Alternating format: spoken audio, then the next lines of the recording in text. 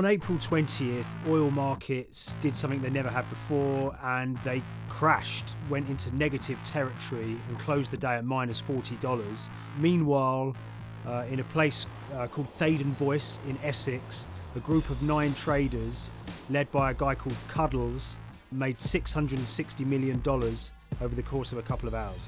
The price of oil has collapsed to a record low. We've never really seen anything like it. WTI this morning down more than 35%. People maybe wouldn't have been so surprised if the oil price had fallen to zero, but the oil price went to minus 38. It went far lower than anyone had expected. And so lots of people in the market were saying, well, hang on, something else is going on here. A couple of months later, I started to get wind through a kind of network of sources that a tiny firm in the outskirts of London had made a huge amount of money that day and potentially had some part to play in what happened. The information we got was that 9 traders at Vega Capital London had made in the region of $660 million in one day. As a group, I think they made as much money in one day as Apple makes from its international sales in one day. I mean, it's an insane sum of money. Did they pull off a fantastic trade? Did they predict the way the market was moving and get it absolutely right? Or was there something else going on, and had they actually done something that breached market rules in a bid to sort of push the market? And that investigation is ongoing.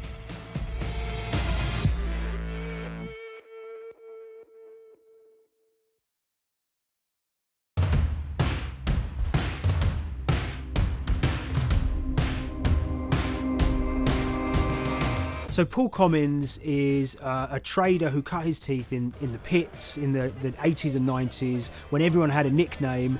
His was Cuddles.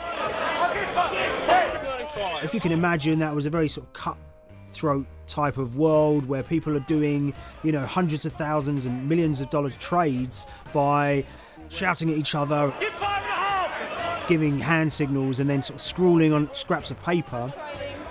The culture of the trading pits in London was very influenced by the working class guys who became traders there. They weren't like the city bankers that had gone before them. They weren't usually Oxford or Cambridge. They didn't wear Savile Row suits. They were ordinary working guys who happened to have a talent for trading. And a lot of them came from Essex. I think it was 400 traders in the pits, and Cuddles in his oil and gas pit was described to us as amongst the top 3 amongst that, was very successful and made very large amounts of money as a young man. But inevitably mechanization and the arrival of electronic markets was the kind of death knell for the pits, and in 2005 the IPE closed down. And when the pits shut down, a lot of the traders who worked there lost their jobs or quit or went to work for financial institutions. But Paul Commins decided to start his own trading collective out in Essex. Some of them are ex-pit guys, cut from the same cloth as him. Lots of them are actually sort of in their 20s, and they're his, drinking buddy's son, or they're his own kids' friends from football. They're young lads, hungry and ambitious, and he brings them into the fold. And fairly shortly, he's got, maybe a dozen or so traders that they're independent, let's be clear, but they're all part of this collective.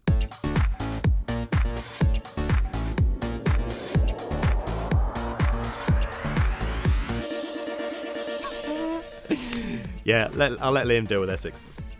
I am from Essex, so I feel like I'm free to, to get into this. Sweet, as they say. If you were to ask someone in Britain how they would imagine a kind of Essex person, they would see someone who's maybe slightly flamboyant, with a sort of Cockney accent, a sort of Guy Ritchie style accent.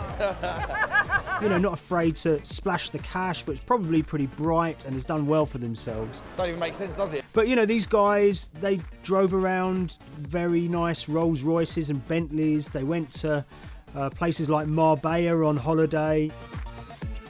Thaden Boyce is a very wealthy place. You have to have considerable income to be able to afford to live in that village. It's a really nice place to live, and it's 20 minutes tube ride away from the city.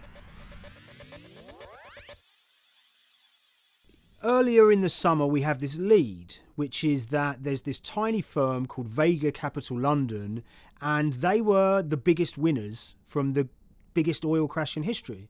anyone that covers markets is going to be surprised about that. You're thinking your BPs of the world or your Glencores, but it's this tiny firm. And one of the big challenges that we had was actually finding out who worked with Vega Capital. It wasn't immediately obvious, and at first we had absolutely no idea. If you go to the Vega Capital website, it says it's under construction. If you do basic online searching, it's very difficult to find anyone who's publicly connected to the company.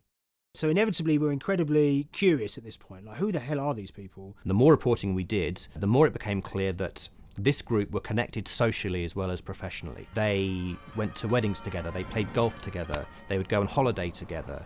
We found out that a number of them were members of the West Ham Supporters Club in London. A few of them started companies together, so you could see all the connections between them and start to see a distinct group emerging.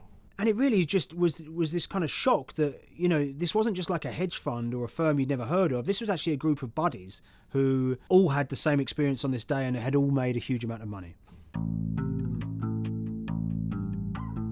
So if you're an oil trader, there's a number of different ways you can trade, and probably the most popular is WTI futures contracts. And it's basically a contract that says, I'm going to buy 1,000 barrels of oil from you at this point in the future, or I'm going to sell 1,000 barrels of oil to you at this point in the future. It's actually just a financial contract to gamble on to predict whether oil is going to go up or down. On the 20th of April in Essex, there had been signals for a while that this was going to be an exceptional day in oil markets. And we know that some of them arose early and started their trading in the early hours of the morning while it was still dark outside. Essentially what they were doing is buying contracts that gave them an obligation to buy oil at whatever the price ended up at 2:30 p.m. So they're basically placing a bet that oil was going to fall throughout the day. But they're simultaneously selling lots of oil as well. And whether they make a profit and how much profit they make is the difference between what they buy the oil for and what they sell the oil for. Now, of course, we now know throughout April 20th, the price dropped and dropped. So this is going very well for them. They are committed to selling oil at these prices, and the prices are continuing to fall, which means they're going to be able to offset it and buy oil at cheaper at the end of the day. Now, once it gets to kind of 1:30, 2 p.m, that's when things start to get really interesting. Suddenly there's a kind of influx of buyers and sellers, as sort of desperation increases in the market and trading volumes go up. Now at 2:08 p.m. exactly, something bizarre and unprecedented happened, which is that oil passes into negative territory. And it fell to a record level of minus $38. We've never seen anything like it, period, in terms of the contraction of the global economy. That huge gulf between what they were buying the oil for and what they were selling it for enabled them to make more money than they ever thought possible. So their profit was the difference between minus 37 and all of these positive numbers on every contract they sold. The price of crude briefly hit minus $37 a barrel. For one group of traders operating from a small office, it was a very, very profitable day. It's important to remember this had never happened before in the history of oil trading. No one could have predicted it. I can't think of another example of where you enter a trade and you get paid on both sides. You get paid both to sell and to buy. It's unthinkable. One thing we know about the Cuddles Trading Arcade is that they were very comfortable taking large risks, and you have to be clear, this was a large risk. Yeah, we spoke to oil traders, both people that know these guys and people that don't, and they all say that this is, incredibly risky. And that's actually what stops a lot of oil traders doing trading like this. They simply aren't willing to stomach the risk. But Cuddles and his friends were. So when the kind of final calculations came down, the group of the 9 most profitable traders made $660 million or thereabouts between them. I mean, if you can imagine, I think 3 or 4 of them made in excess of 100 million each. One of the astonishing things about this trade is that 2 of the individuals who made more than $100 million in a single day were in their 20s. One of them was 22 years old. Only a few years earlier, he'd been posting on his social media about doing teenage stuff with his mates in town and going to see girls and rap music. And here he is a few years later making $100 million in a single day's trading. When me and Liam discovered that, we couldn't believe it. We couldn't believe what we were seeing.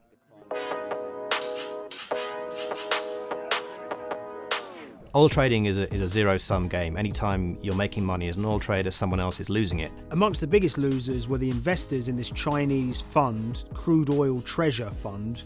There were thousands of them, and they lost everything. Lots of people had put their savings into oil funds. They lost money that day. Big banks and brokers who sort of stand in the middle of trading parties, they lost money that day. And another interesting thing is that oil-producing countries like Kuwait or Canada, they sell oil as an average of the WTI closing price over the preceding month. So the fact that one of those numbers in that average was minus 37 meant, if you can imagine, countries like Saudi Arabia and Kuwait potentially lost a couple of dollars on every single barrel of oil they sold that month. Vega Capital's traders made such an extraordinary sum of money that it was inevitable there would be some scrutiny of what they did. But it wasn't just the sums of money they made. In the vital half an hour before the settlement price was set, they were by far the biggest sellers of oil futures in the market, which is an incredible thing to think about when you consider that the other participants in that oil market are going to be the world's biggest banks, oil majors BP and Shell, and here you have a group of 9 guys in Essex who are having this significant influence over a global market for oil.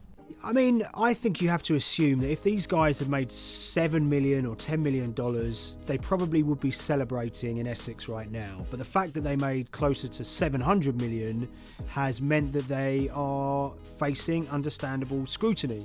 We wrote individually to all the Vega traders who did exceptionally well that day, and we got a letter in response from a law firm representing the group.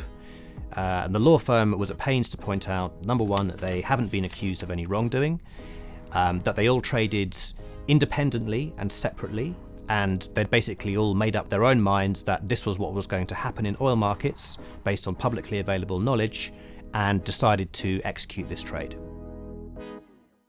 What I love about these stories is there's a real variance of opinion, and some people will look at what happened and think that must be dodgy. They all traded at the end of the day, they all made a huge amount of money while all these people lost. That's shocking. But lots of people say these guys are at acute disadvantage. They're in a market that's inhabited by, huge technology-driven funds and firms and oil giants that have got all the advantages in the world, and when you get a bunch of Essex geezers who essentially beat the market and find a way to make a huge amount of money, they should get a pat on the back, really, because that's the dream. Since this happened, a lot of the guys have stopped trading the monthly settlements that they'd done so well at in the past. Several of them have set up new companies.